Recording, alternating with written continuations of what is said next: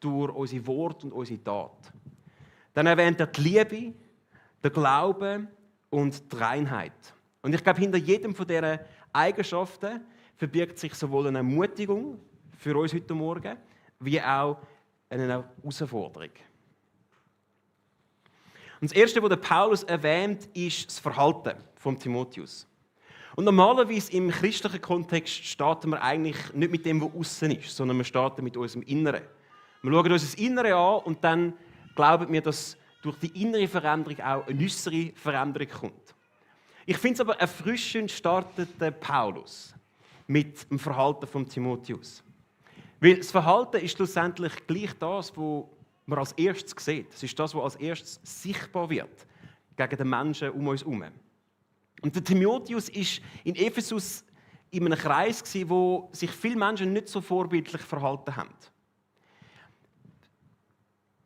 Die Gemeinde in Ephesus war geprägt von einigen Problemen. Es hat Machtkämpfe gegeben, es sind Irrlehren verbreitet worden und es hat sonst ein paar Probleme gegeben mit Verteilung von Finanzen an Witwen. Und der Paulus ermutigt den Timotheus in dem Sinne, hey, du kannst ein Vorbild sein in deinem Umfeld. Du kannst ein Vorbild sein. Und er ermutigt ihn spezifisch, dass er sich nicht von seinem jungen Alter beirren lassen soll. Ich finde es mega stark. Und ich glaube, das ist etwas, was eure Generation eigentlich ganz gut macht. Ihr wagt, Sachen zu hinterfragen. Ihr wollt involviert werden. Ihr wollt mitreden. Es ist cool, wenn ihr den heutigen Morgen auch so schmeißt. Das ist wirklich genial. Und das möchte ich euch als erstes zurufen. Hey, Gott hat einen Plan für euer Leben im Jetzt, nicht erst in 20 Jahren, wenn ihr ein bisschen älter sind und dann möchte er etwas Bemerkenswertes mit euch machen. Sondern ihr könnt jetzt schon bereits Vorbilder sein. Jetzt stellt sich die Frage, okay, wie genau könnte das aussehen? Was macht man mit so einem Vorbild? Und in der Bibel finden wir enorm viele Weisheiten und Ratschläge über unser Verhalten. Und es würde jetzt den Rahmen sprengen, wenn wir jede einzelne von diesen Bibelstellen anschauen würden. Deshalb möchte ich mich auf das Leben von Jesus beschränken. Der Paulus sagt an einer Stelle im Korintherbrief, folgt meinem Beispiel, so wie ich dem Vorbild folge, das Christus uns gegeben hat. Wir sollen uns am Leben von Jesus orientieren. Er ist das ultimative Vorbild für unser Leben. Und viele von euch erinnern sich vielleicht noch an das WWJD-Bändeli. Die sind mal mega in gewesen, aber man sieht immer wieder mal eins, WWJD, oder? Was würde Joel tun? Was würde Jesus tun natürlich? Und es ist vielleicht ein bisschen Klischee, die Frage, ja, was will Jesus tun? Es ist ein bisschen simpel. Aber ich glaube, genau diese simplen Sachen können enorm hilfreiche Tools sein für unseren Alltag. Ich wage zu behaupten, die meisten von uns merken, wenn unser Verhalten herausgefordert wird. Wenn es vielleicht ein bisschen anfängt, auf eine Schieflage zu geraten. Es fängt so in uns an brodeln. Zum Beispiel, das wäre der Klassiker beim Autofahren. Ihr fahrt jetzt noch nicht Auto, aber vielleicht habt ihr es schon beobachtet, bei euren Eltern. Beim Autofahren in einer 30er-Zone, die schon langsam ist, wenn jemand so mit 25 rumtückelt, oder? Dann fängt es so an brodeln. Oder vielleicht, wenn ihr Geschwisterte habt, vielleicht nerven eure Geschwisterte. Und meistens fängt es nicht mit einem Streit an, sondern es wird einfach so langsam jetzt mühsam. Oder? Vielleicht ist es auch der Ehepartner, der genau weiss, welchen Knopf das drücken müssen. Jetzt ja nicht links oder rechts schauen, wenn sie neben euch sitzen. Wir merken das meistens. Da sage ich, okay, ja, jetzt bin ich ein bisschen herausgefordert. Und in dem Moment kann so eine einfache Frage haben, okay, was will Jesus jetzt tun? Helfen, um einfach ein bisschen Distanz zu kreieren. Klar, wir müssen das Leben von Jesus ein bisschen kennen und in dieser Beziehung mit ihm unterwegs sein. Aber es kann lange, dass wir vielleicht dann am Autofahren von uns nicht einfach hinten drauf sitzen. Oder dass wir das Geschwister nicht einfach zurücknerven. Oder am Ehepartner eben in Liebe und nicht in Sarkasmus begegnet. Und so können wir anfangen, unser Verhalten dem Vorbild von Jesus anzupassen. Und das ist meine erste Ermutigung und Herausforderung. Herr, ihr könnt jetzt bereits Vorbilder sein, als Nachfolger von Jesus. Das Zweite, was der Paulus erwähnt, ist Liebe. Das ist jetzt ein bekanntes Territorium für uns aus dem christlichen Kontext. Es ist so selbstverständlich, dass wir manchmal vergessen, wie zentral Liebe eigentlich für unser Glaubensleben ist. Im Korintherbrief gibt es ein ganzes Kapitel, das Hohelied der Liebe. Und in dem sagt der Paulus, hey, alles ist nichts ohne Liebe. Jedes nur so super Verhalten, jede nur so grandiose Begabung, die Gott uns schenkt, ist nichts, wenn Liebe nicht der Ursprung ist. Und die Liebe startet nicht bei uns, sondern sie startet bei Gott. Im 1. Johannes lesen wir, seht doch, wie sehr uns der Vater geliebt hat. Seine Liebe ist so groß, dass er uns seine Kinder nennt. Und wir sind es wirklich.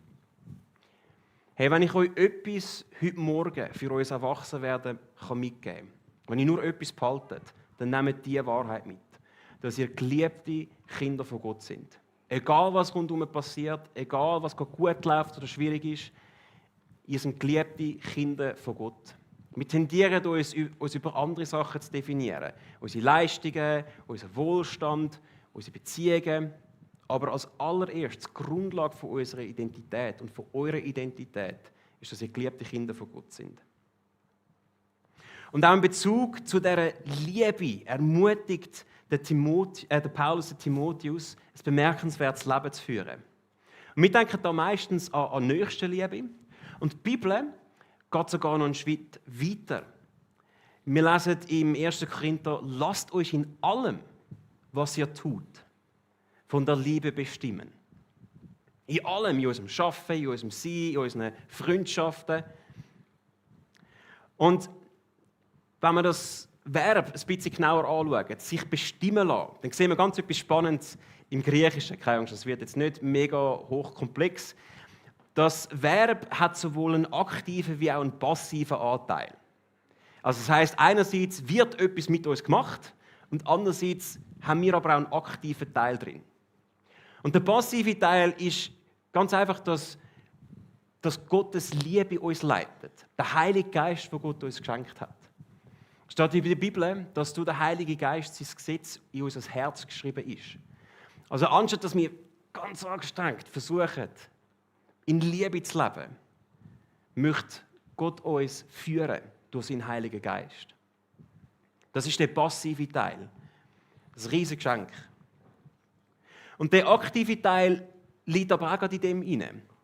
Wir können uns nämlich nur so sehr vom Heiligen Geist führen lassen, wie wir ihn auch lassen.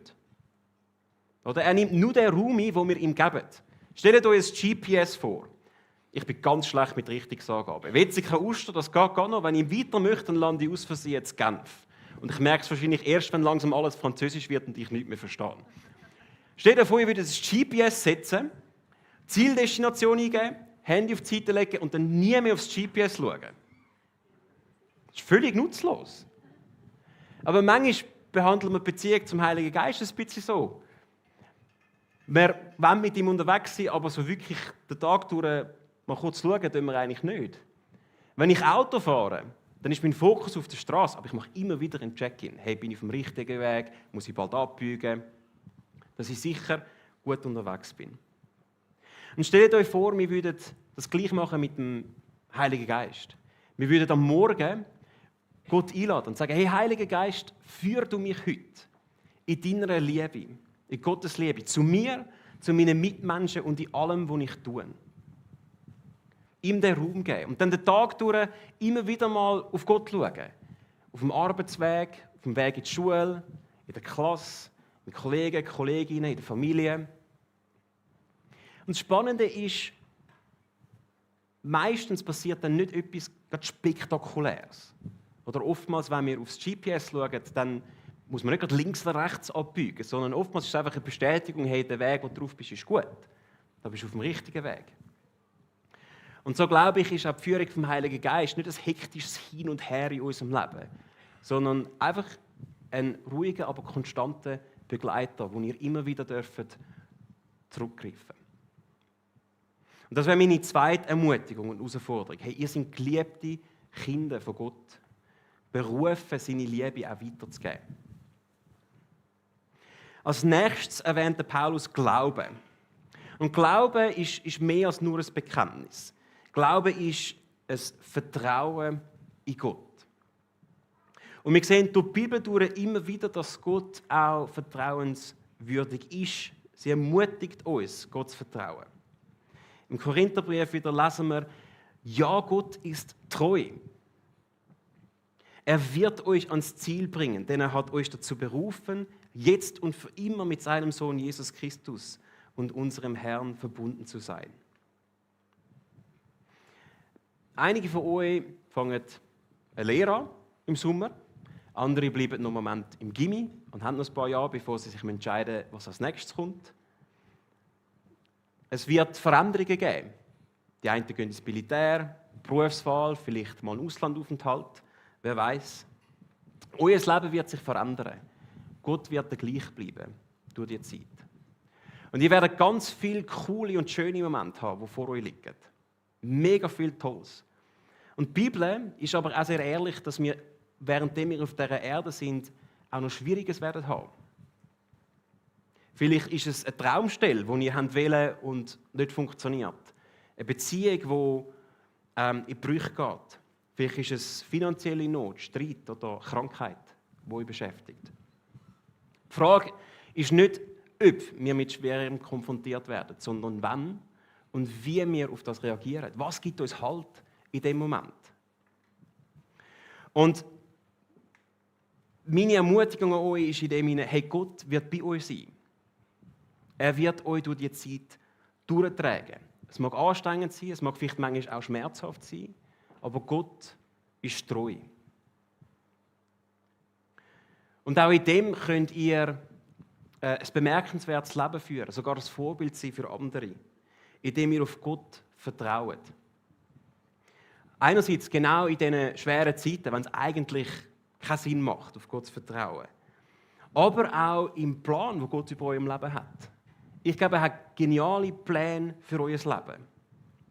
Und wenn wir die Bibel lesen, dann hat jede bemerkenswerte Persönlichkeit im Glauben, wo uns begegnet, irgendwo an einem Punkt, wo wir Gott vertrauen. Mir kommt da ein Noah in den Sinn, der ohne einen Tropfen Wasser weit und breit angefangen hat, eine Arche zu bauen. Oder ein Mose, der zum Herrscher vom mächtigsten Imperium zu der damaligen Zeit gegangen ist und sich gegen ihn gestellt hat. Ein Esther, wo ihr Leben riskiert hat, um ihr Volk zu retten. Und mir kommt Jesus in den Sinn, wo Gottes Plan bis zum Tod am Kreuz vertraut hat. Und Gott war mit all ihnen und hat sie durchgetragen. Eine harte Wahrheit ist, dass unser Leben nur so bemerkenswert wird sein, wie wir Gott auch Grosses zutrauen. Nicht, weil Gott nicht bemerkenswerte Sachen machen kann, sondern wenn wir Gott wenig zutrauen, dann wird er auch wenig machen. Wir werden wenig bereit sein, Risiken einzugehen für ihn. Und ich wünsche mir für euch und für uns alle, dass ihr so einen tollkühnen Glauben dürft haben. Fast ein bisschen wahnsinnig, wenn man von außen anschaut und denkt, hey, also, meinst du das ernst? Das machst du jetzt wirklich? Da vertraust du jetzt wirklich Gott? Die Leute dürfen ein bisschen aufmerksam werden. Und in dem Sinne möchte ich euch zusprechen. Hey, Gott ist treu, deshalb traut ihm Grosses zu. Als letztes erwähnt der Paulus Reinheit. Und Reinheit ist ein bisschen vielleicht ein trockener oder verstaubter Begriff, aber in der Bibel ist es ein zentrales Thema gewesen, das doch immer wieder aufgekommen ist. Wir sehen es als erstes beim Volk Israel. Das Volk Israel war berufen, heilig zu sein. Und sie haben für das ganz viele verschiedene Vorschriften bekommen, wie sie sich rein behalten können. Die einen Sachen sind einfach hygienische Vorschriften gewesen, zum Beispiel Händewaschen, das kennen wir alle sehr gut seit der Corona-Zeit. Aber andere Sachen sind auch spezifisch für ihr Herz und ihre Fähigkeit, in Gottes Gegenwart zu kommen. Gott ist heilig und rein und unrein mischt sich nicht in dem inne. Und das ist auch für uns wichtig. Jesus ist für uns am Kreuz gestorben und hat unsere Sünden auf sich genommen und uns dadurch reingewaschen. Und nur dank ihm können wir vor Gott treten. Die Bibel sagt sogar, dass wir neu als Heilige bezeichnet werden, nicht mehr als Sünder. Das heisst nicht, dass wir nie Fehler machen oder nicht einmal sündigen zwischendurch. Aber unsere Grundidentität, unsere Grundhaltung hat sich grundlegend geändert in dem Moment, wo wir Jesus angenommen haben. Und heilig ist ein cooles Wort in der Bibel. Es bedeutet abgesondert oder für einen besonderen Zweck reserviert. Also es ist nicht einfach nur ein Regelkatalog, sondern es hat eine Bedeutung dahinter. Und das möchte ich euch zusprechen, für eure Zukunft. Hey, ihr seid für eine bemerkenswerte Aufgabe, für ein bemerkenswertes Leben auserwählt. Ich sehe in euch die nächsten Songwriter, ich sehe in euch die nächsten Leiter und Leiterinnen. Ich sehe Verkünder von Gottes Wort, Menschen, die Licht an dunkle Orte werden bringen und die Grosses mit Gott erreichen können. Und für das möchte ich euch ebenfalls eine Herausforderung mitgeben, die ich euch am Abschlusswochenende bereits erzählt habe. Und zwar ist es eine Prophezeiung, ein Gleichnis aus dem Buch Hesekiel. Und in dem Buch, in dem Gleichnis kommen zwei Adler vor. Der erste Adler ist das Bild für Gott und der zweite für die Götzen dieser Welt. Und es kommt ein Steckling vor, das ist das Volk Israel. Und das Gleichnis bezieht sich spezifisch auf das Volk Israel, aber ich glaube, es ist eben auch ein Wort für euch und für uns am heutigen Morgen. Es ist ein längerer Abschnitt, aber ich traue dir jetzt einfach so zu. In Hesekiel 17 lesen wir Folgendes. Dann holte er, also eben der Adler, einen Steckling aus dem Land Israel und flog damit zu einem fruchtbaren Feld, das an einem Fluss lag. Nahe am Wasser pflanzte der Adler den Steckling ein. Aus ihm sollte ein breit wuchender, aber niedrig wachsender Weinstock werden, also ein Fetze. Seine Ranken sollte er dem Adler entgegenstrecken und seine Wurzeln tief in die Erde wachsen lassen. So wurde aus dem Steckling tatsächlich ein Weinstock, der kräftige Ranken und immer neue Triebe bildete.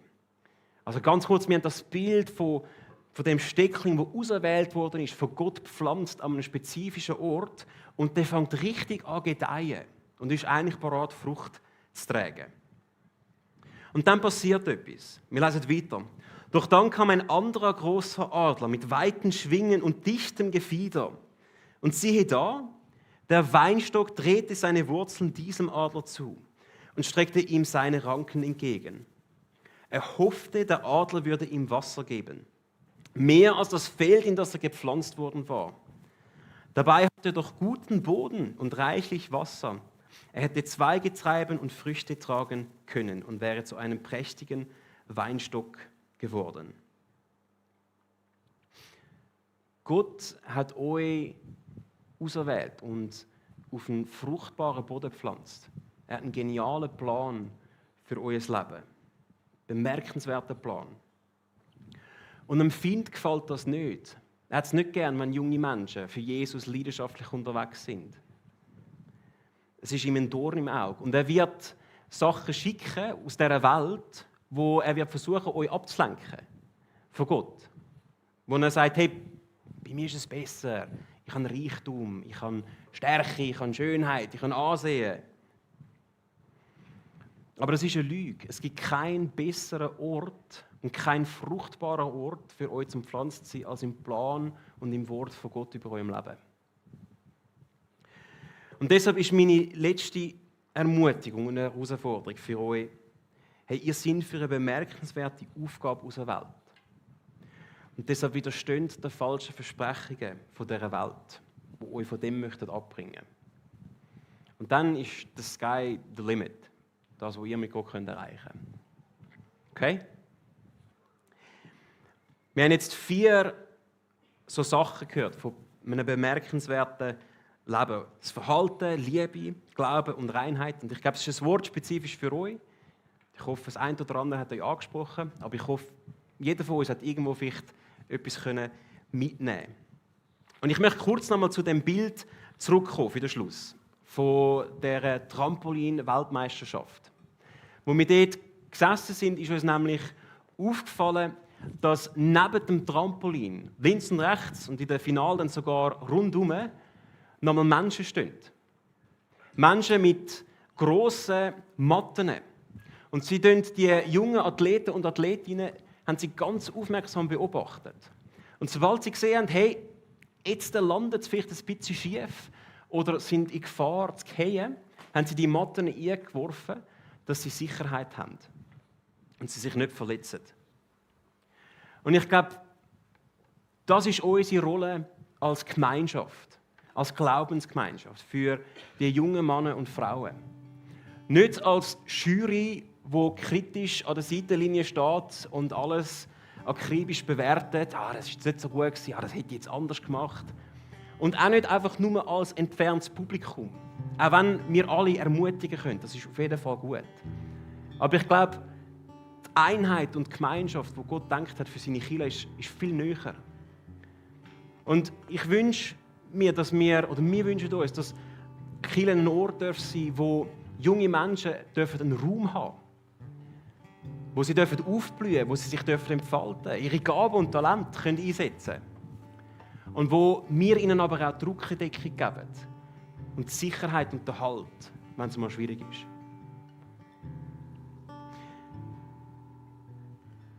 Wir gehen jetzt dann nochmal in die Zeit der Anbetung.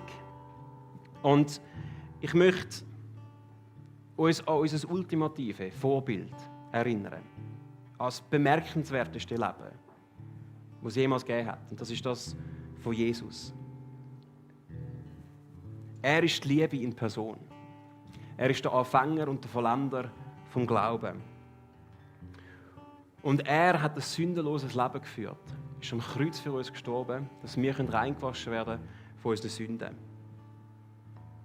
Dank ihm sind wir überhaupt da heute Morgen. Ohne ihn müsste die Kirche gar nicht geben. Dank ihm haben wir eine Hoffnung. Und Jesus lädt jeden Einzelnen von uns ein, ihm nachzufolgen. Das wunderbare Geschenk anzunehmen. Er lädt uns ein, ihn als Herr und unser Retter zu akzeptieren in unser Leben. Ein wunderbares Geschenk ist das. Und wir gehen jetzt in ein Lied, das Lina, eine von unseren Abschlüsserinnen, geschrieben hat. Und das handelt genau von dem bemerkenswerten Moment, wo Jesus am Kreuz gehangen ist. Und ich möchte euch einladen, wir können dann nachher auch noch in Worship weiter, lasst die Worte in dem ersten Lied jetzt einfach mal auf euch wirken. Vielleicht, wenn ihr das gehört habt, nochmal reflektieren und schaut, was Jesus euch heute Morgen möchte weitergeben.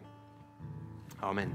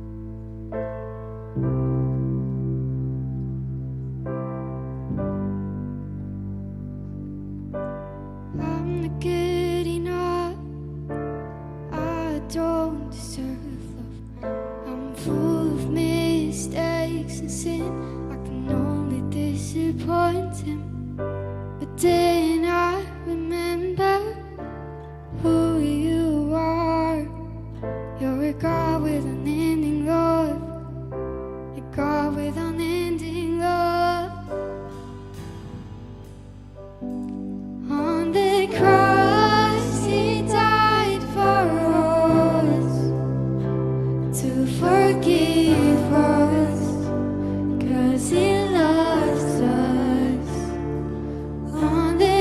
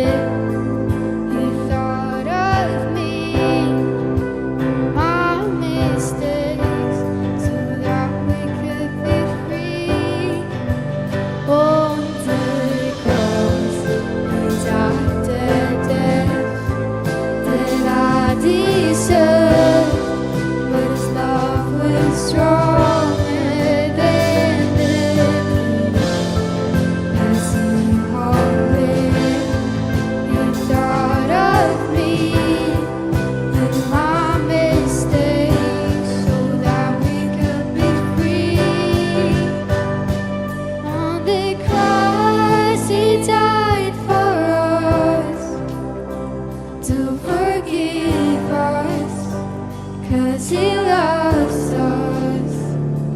On the cross, He took our shame to release us, 'cause He loves us.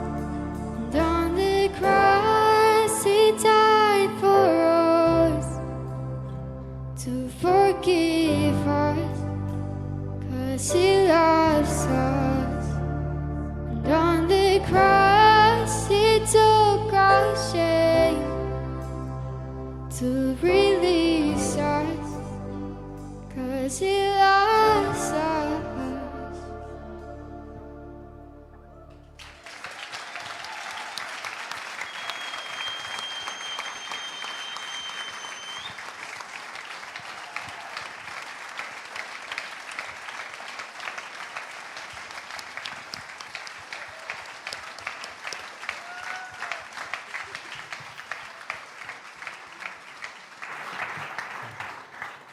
Jesus, wir danken dir für dein Opfer, das du für uns am Kreuz gebracht hast, für das Leben, das du uns schenkst und dass wir heute Morgen dich auch einfach ins Zentrum dürfen stellen.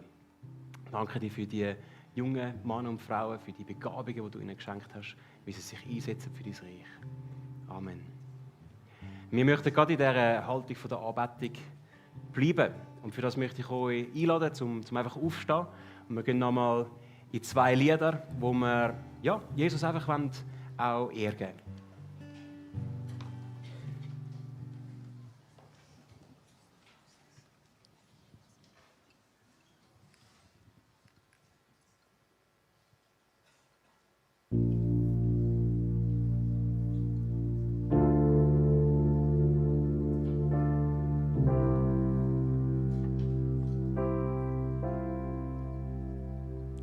Da ist Hoffnung in Gott, wo uns durch all die Täler führt.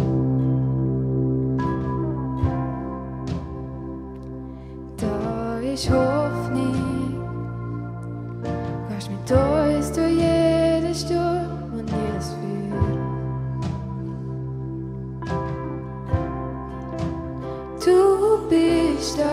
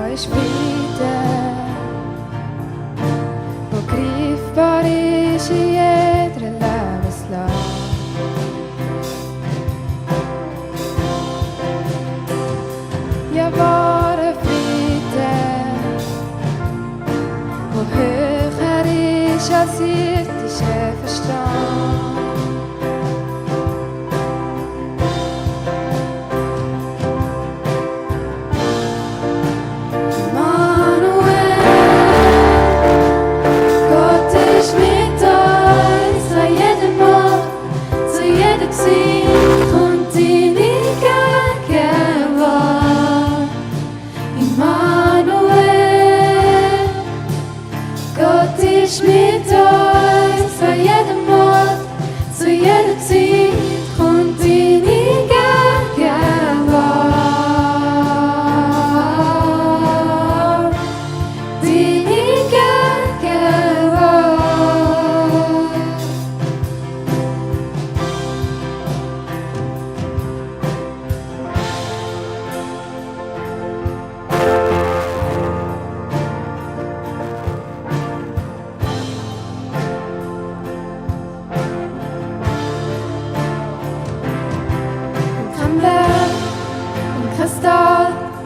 kann uns trennen von deiner Güte jeden Tag, jede Nacht. Wie eine Wolke, wie ein Feuer, gehst du uns voran. Auch durch die Wüste, du bist mit uns und du bleibst uns immer nah. Immer nah. Kein Berg und kein Tal kann uns trennen von deiner Güte jeden Tag, jede Nacht. Wie eine Wolke, wie ein Feuer, gehst du uns voran. Auch durch die Wüste, du bist mit uns und du bleibst uns immer nah. Immer nah.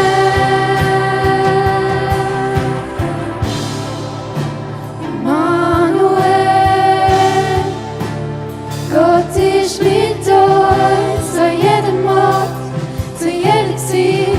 Und deine Gegenwart, Immanuel, Gott ist mit uns an jedem Ort, zu jeder Zeit. Und deine Gegenwart,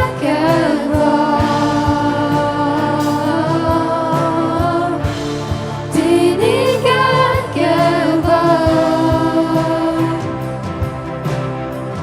Und deine Gegenwart,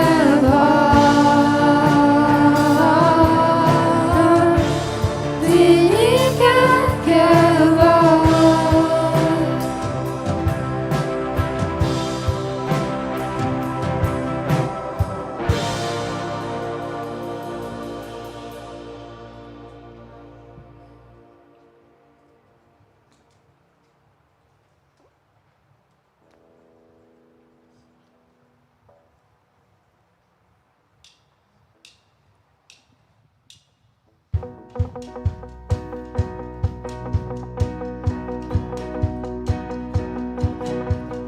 Can I give a little testimony?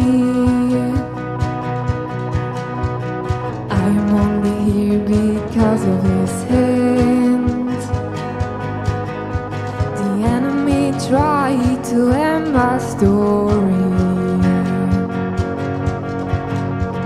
but God had a different plan. See, He took my sin and He broke my bondage, and He raised me up right out of that grave, so I can hold my hallelujah. I'm so glad that Jesus saves.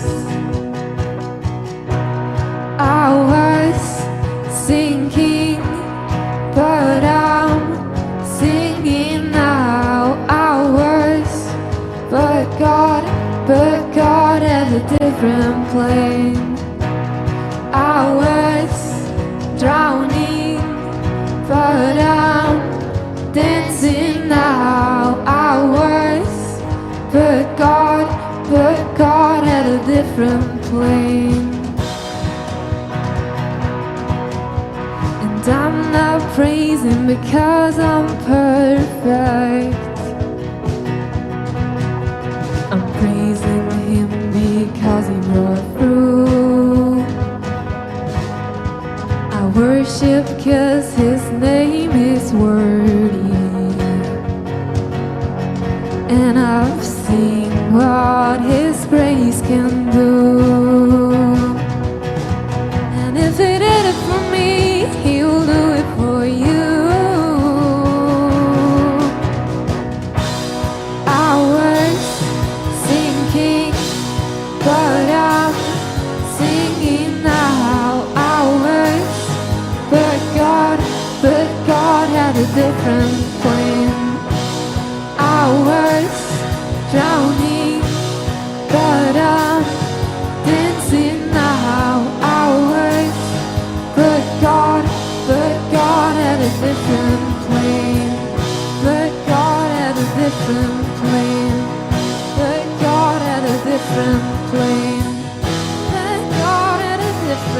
flame, but God had a different plan.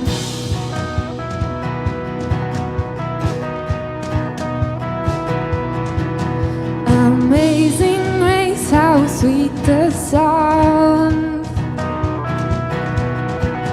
that saved a broken wretch like me. And I once was lost, but now I'm found. Was blind, but now my heart can see. And when we've been there 10,000 years, bright and shining as the sun, with no last days to sing God's praise, than when we first begun.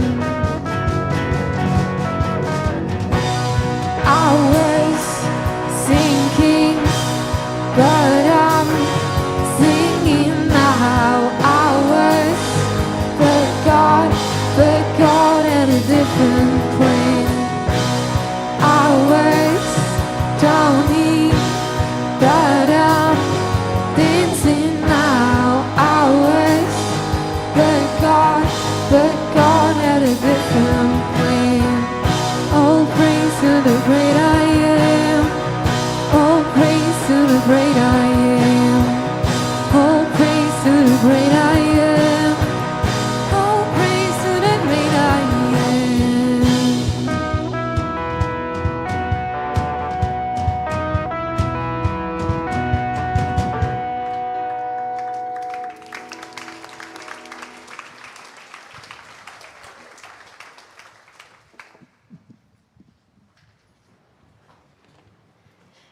Ja, wir kommen zum grossen Moment, wo ihr alle sicher schon darauf gewartet habt.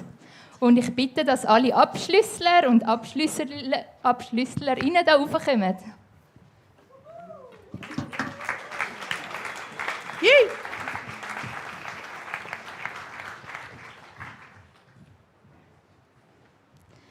Wow, ihr seht gut aus. Schaut euch an. So schön. Ich weiss gerade noch, wo ich meinen Abschluss hatte und ich auch konnte auf der Bühne stehen. Auch dann war eine WM in Südafrika. Spanien ist Weltmeister geworden. Aber keine Angst, ich kenne auch noch meinen Vers. An den mag ich mich schon auch noch erinnern. Und dann, so mit 15, habe ich gedacht, ja, wenn ich dann 30 bin, dann weiss ich, wie das Leben geht. Dann bin ich erwachsen. Und ich habe gemerkt, so Ü30, eigentlich wissen es auch die gar nicht besser. Sie trinken am Morgen manchmal auch noch einen Mate oder müssen auf den Bus rennen und vergessen das Mittag zu Hause. Oder sagen gescheite Sachen, wo sie eigentlich gar nicht wissen, was sie sagen.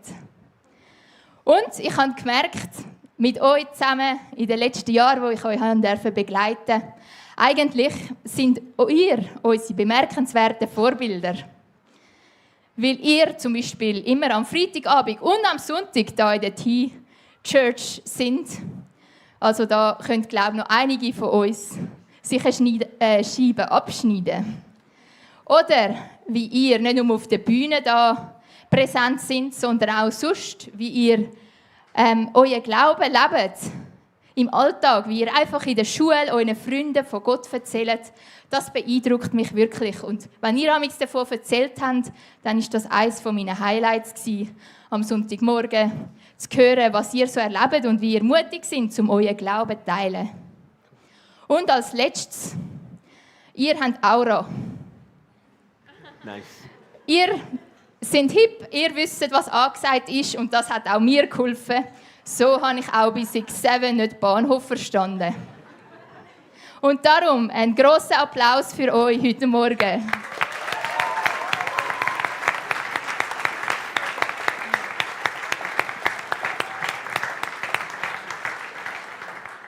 Und wir fangen an. An wie Alin. Du darfst mal vorkommen, in die Mitte.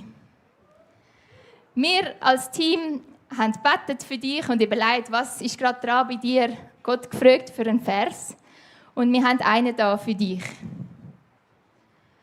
Ja, ich sage es noch einmal, sei mutig und entschlossen. Lass dich nicht einschüchtern und hab keine Angst. Denn ich, der Herr, dein Gott, stehe dir bei, wohin du auch gehst. Aus dem Josua 1,9. Und Aline, die Worte wollen wir dir mitgeben auf deinen Weg. Du hast ein paar Mal in der letzten Zeit mutig in der T-Church Moderation gemacht, bist aus dir rausgekommen und hast gemerkt, wie gut du das kannst. Und das wünschen wir uns noch mehr für die Zukunft, dass wir sehen, dass du mutig bist und dass du weißt, bei allen mutigen Schritten, dass Gott mit dir ist und er immer dir zur Seite steht.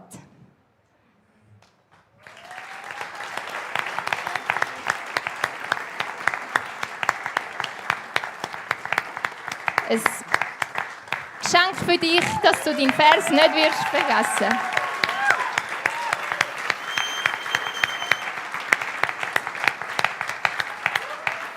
Elin,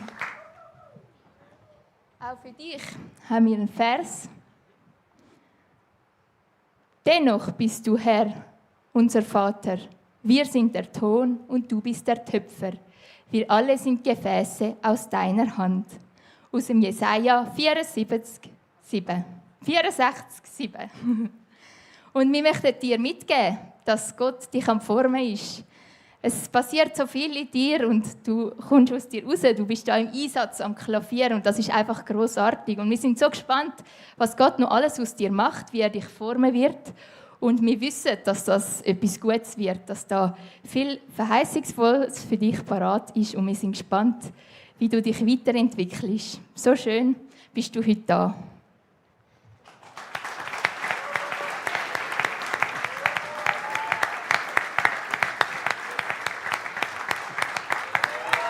Ein Foto.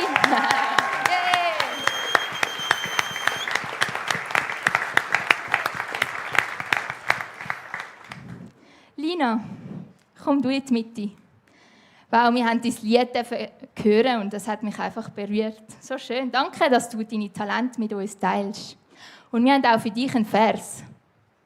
Aber alle, die ihre Hoffnung auf den Herrn setzen, bekommen neue Kraft. Sie sind wie Adler, denen mächtige Schwingen wachsen. Sie gehen und werden nicht müde, sie laufen und sind nicht erschöpft. Aus dem Jesaja 40,31. Hey, und wir möchten dir das zusprechen. Ich möchte manchmal gerne ein Adler sein, der einfach über alles drüber fliegt, den Überblick hat und so entspannt seine Runden dreht. Und das wünschen wir auch dir. Dass du merkst, dass wenn du auf Gott vertraust und auf ihn wartest, dass du dann Kraft bekommst für alle deine Projekte, für das, was ansteht und dass er immer bei dir ist und dir wieder neue Energie für das gibt, was gerade auf dich zukommt.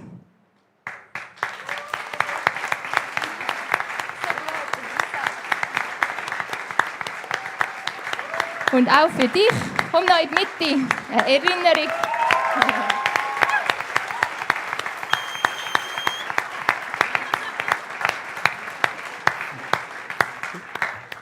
Gut, dann machen wir mit den Jungs weiter. Wir fangen an mit Jannis, du kannst gern vorkommen. Hey, wir durften jetzt in den letzten 3 Jahren bei dir einfach sehen, wie sehr du von Gottes Liebe erfüllt bist und was für eine geniale Ausstrahlung du hast. Du hast ein absolutes Talent, dass Leute sich willkommen fühlen, dass sie sich angenommen fühlen. Und wir glauben, dass du diese Liebe auch noch weitertragen wirst. Und deshalb haben wir für dich den Vers aus der Apostelgeschichte: Die Unerschrockenheit, mit der Petrus und Johannes sich verteidigten, machte großen Eindruck auf die Mitglieder des Hohen Rates. Sie wussten, dass Petrus und Johannes mit Jesus zusammen gewesen waren. Und das glauben wir, dass die Leute auch bei dir sehen werden, dass du mit Jesus unterwegs bist, dass du vom Heiligen Geist erfüllt bist. Und wir freuen uns zu sehen, was da bei dir passiert.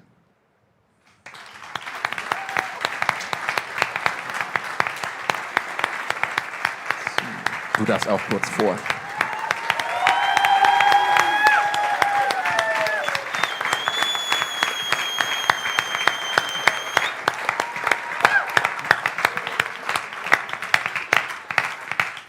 Gut, Jonas. was uns bei dir beeindruckt hat, das ganze letzte Jahr jetzt vor allem in unserem Discipleship-Programm, ist deine Reife und den Frieden, den du ausstrahlst. Auch jetzt, wenn du hier moderierst, da ist einfach so eine Ruhe und Kraft drin und das ist genial zu sehen. Und wir glauben, dass du diesen Frieden auch weitertragen wirst, vielleicht auch mal an dunklere Orte im Leben und dass du da leuchten kannst mit dieser Kraft. Und um dir da eine Ermutigung und einen Zuspruch zu geben, haben wir für dich den Vers aus dem Lukasevangelium: Ich habe euch die Vollmacht gegeben, auf Schlangen und Skorpione zu treten und die Gewalt des Feindes zu brechen. Nichts wird euch schaden. Und das wünschen wir dir, dass egal was passiert, egal wo du hinkommst, dass du weißt, Gott ist bei dir und dass du von dieser Kraft getragen wirst.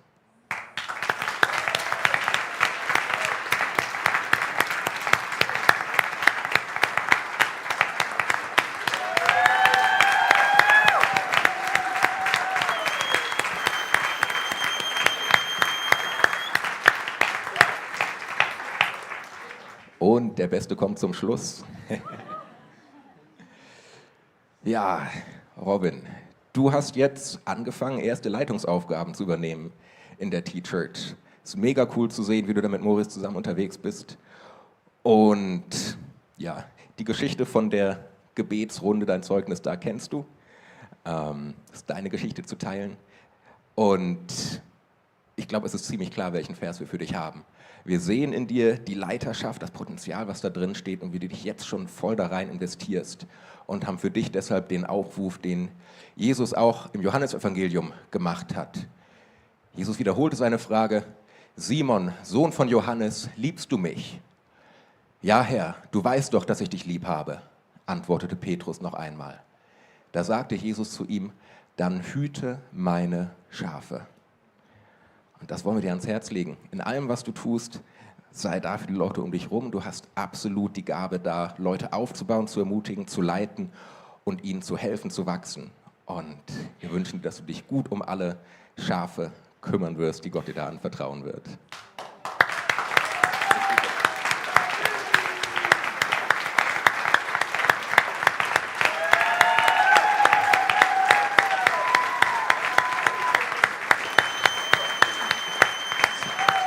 Dann kommt doch bitte gerade nochmal alle hier nach vorn, dass wir nochmal ein Gruppenbild machen können.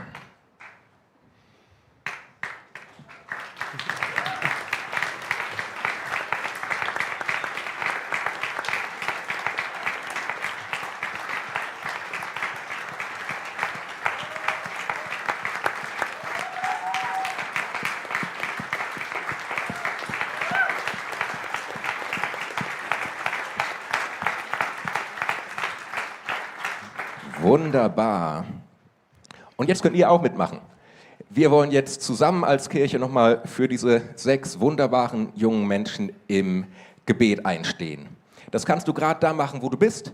Wenn du kannst, stell dich doch bitte dafür hin. Und ihr dürft euch hier einmal ein bisschen auseinander in der Reihe am Bühnenrand aufstellen. Und ich darf alle Familienangehörigen, alle T-Church-Leiter und alle Ältesten der Gemeinde bitten, hier mit hoch auf die Bühne zu kommen und gemeinsam für sie zu beten.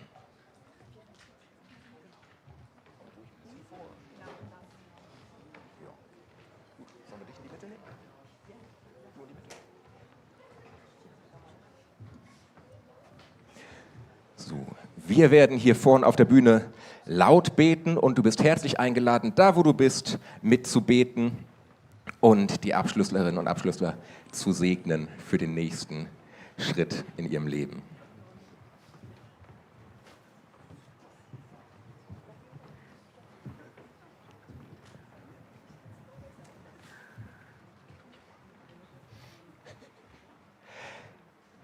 Vater, ich danke dir für diese 6 wunderbaren Menschen, die wir die letzten Jahre begleiten durften und die jetzt auch als Erwachsene Teil unserer Kirche werden dürfen. Ich möchte dich bitten, dass du bei ihnen bist und dass du ihnen immer wieder die Geistesgegenwart schenkst, auf dich zu schauen, wo du sie hinführen möchtest und dass du sie ganz eng bei dir behältst. Bitte erfüll sie mit deiner Kraft jeden Tag mehr. Bitte lass die Früchte des Heiligen Geistes in ihnen wachsen und bitte lass ihr Licht, dein Licht und deine Liebe durch sie überall hinstrahlen, wo sie hinkommen. Amen. Und Vater im Himmel, wir danken dir, dürfen wir so viel Verrückt von dir in ihnen sehen, dürfen wir so viel von deiner Gnade sehen über ihr Leben. Und wir beten jetzt einfach auch für deinen Schutz über ihr Leben, auch jetzt gerade im kommenden neuen Lebensabschnitt. Bitte ich dich, dass du wie ein Schirm über jedem Einzelnen wirklich so stehst und sie behütest und bewahrst. Und nicht nur ihre Körper, sondern auch ihre Herzen, jedes Einzelne. Wir beten und segnen euch auch mit einer Leichtigkeit im Leben. Dass ihr dürft eine Leichtigkeit haben, Lebensmut haben und Freude dürft erleben. Und dass ihr dürft immer wieder von dem Wasser trinken, wo Jesus euch verspricht und dürft merken, wie es fühlt und wie das verhebt, wie nichts anderes, wo die Welt euch geben kann. Und ich bete, dass wenn es kommt winden, wenn es kommt stürmen, dass ihr dürft eure Wurzeln tief verheben und dürft merken, wie ihr nicht alleine sind. Und auch da in der Church, dass ihr dürft wissen, ihr habt einen Platz, ihr seid da sicher, ihr seid angenommen. Wir cheeren euch an, nicht nur in der T-Church, in der T-Base dort auch, aber auch in der Gesamt-Church da im Gottesdienst. Wir haben mega Freude an euch und wir sind mega, mega stolz auf euch. Wir sind gesegnet, einfach mit der Erfüllung vom Heiligen Geist für das bemerkenswerte Leben, das Gott euch einberufen hat. Und wir wünschen uns für euch, dass ihr immer einen Platz da bei uns dürft haben und dass ihr immer dürft wissen, dass ihr geliebte Kinder von Gott sind und dass euch das begleitet durch jede Lebenslage. Amen. Wir sind gesegnet.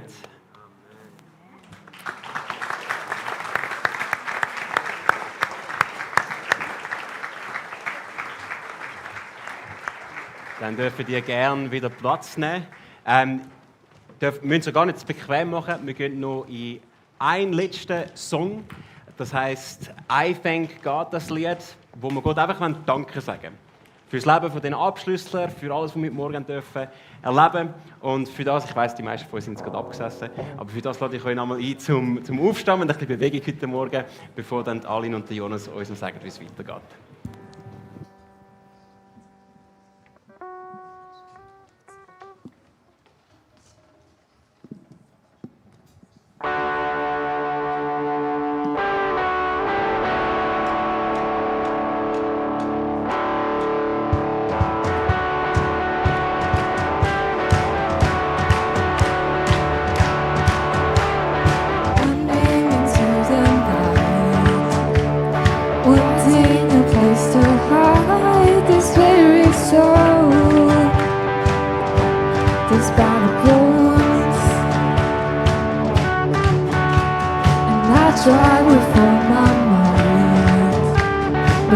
Just can't win the fight. I'm slowly drifting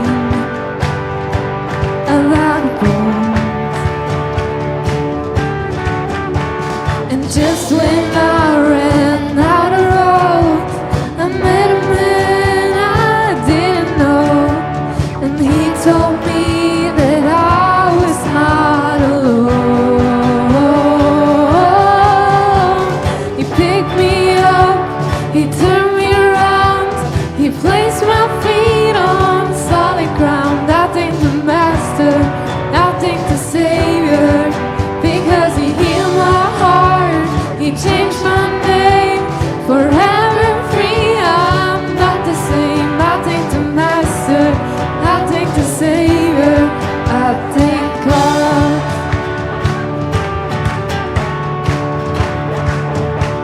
I cannot deny what I've seen.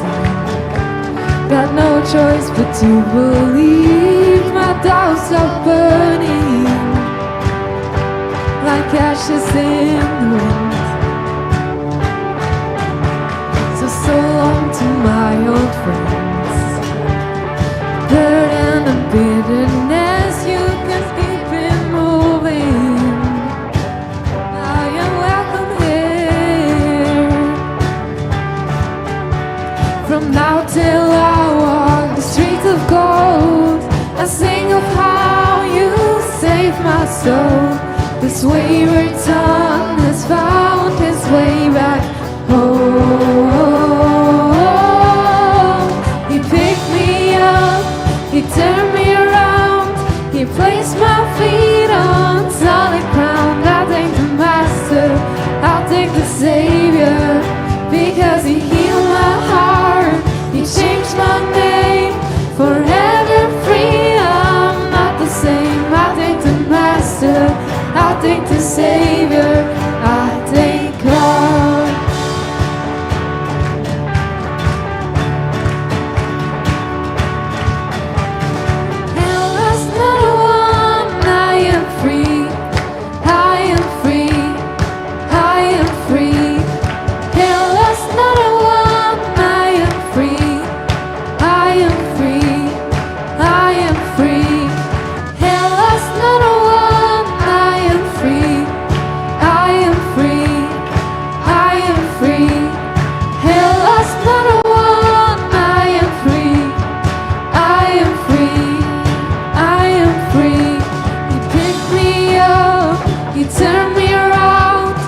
place my feet on solid ground. I thank the Master, I thank the Savior, because He healed my heart, He changed my name, forever free. I'm not the same. I thank the Master, I thank the Savior, I thank God.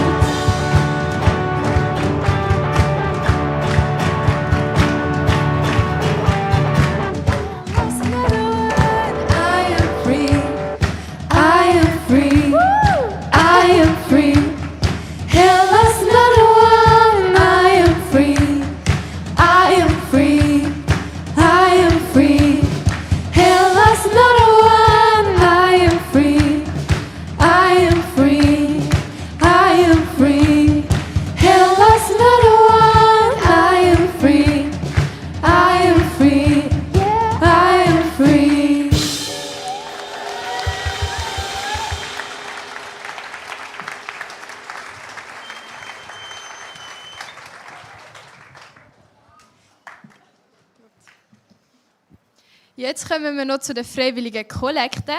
Da wir eine Freikirche sind, finanzieren wir uns durch eure Spenden. Es ist freiwillig, also fühlt euch nicht gezwungen, etwas zu geben. Aber wenn ihr es auf dem Herzen habt, etwas zu geben, dann danken wir euch vielmals. Durch die Spenden haben wir auch immer mega coole T-Church-Programme haben. Es gehen jetzt den Becher durch die Reihe und da vorne ist noch ein QR-Code eingeblendet.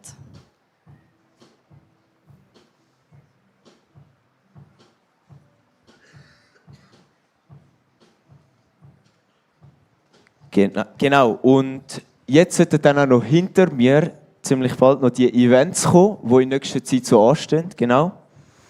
Und eins von denen darf ich noch ein bisschen im Namen von der GVC noch ein bisschen genauer erklären.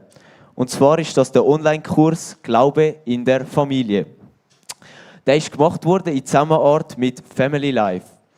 Und zwar geht es dort so hauptsächlich darum, wie kann man den Glauben in der Familie besser und vertieft erleben. Zum Beispiel in Form von, welche Rituale helfen können oder wie geht man in Streitsituationen richtig um. Der Kurs hat zum Beispiel unter anderem sehr viele praktische Beispiele oder auch Interviews mit Experten. Genau. Und jetzt im Allgemeinen, wenn du dir denkst, hey doch mal, einer von denen, der spricht mich sehr an, dann kannst du dich entweder direkt in der App über die Agenda kannst du dich anmelden in der GVC-App. Oder noch einfacher, es hat dort hinten rechts, neben dem Ausgang, ist der Next Step Desk. Und dort kannst du ebenfalls dich für jegliche Events anmelden. Oder wenn du Fragen hast zum Gottesdienst oder allgemein zu der Kirche, dann kannst du dich ebenfalls dort melden und ich könnte dir sicher weiterhelfen. Und vielleicht bist du jetzt das erste Mal da, vielleicht kommst du aber auch regelmäßig, spielt nicht so eine Rolle, weil du bist auch nächste Woche nochmal ganz herzlich zum letzten Gottesdienst vor der Sommerferien da, gleiche Zeit in der GVC Zürich-Oberland eingeladen.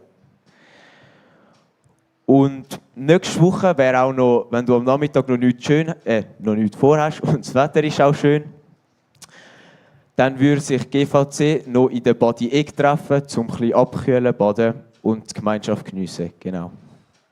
Jetzt bitte ich euch alle noch aufzustehen für das Segensgebet. Danke, Jesus, für den Sonntag, dass wir alle zusammen sein dürfen und einen schönen Abschluss haben. Ich bitte dich, dass du in der kommenden Woche bei uns bist. Du kennst uns und du siehst uns und du weißt, was wir brauchen. Und ich bitte dich, dass du uns das schenkst. Amen. Schönen Sonntag. Ciao miteinander.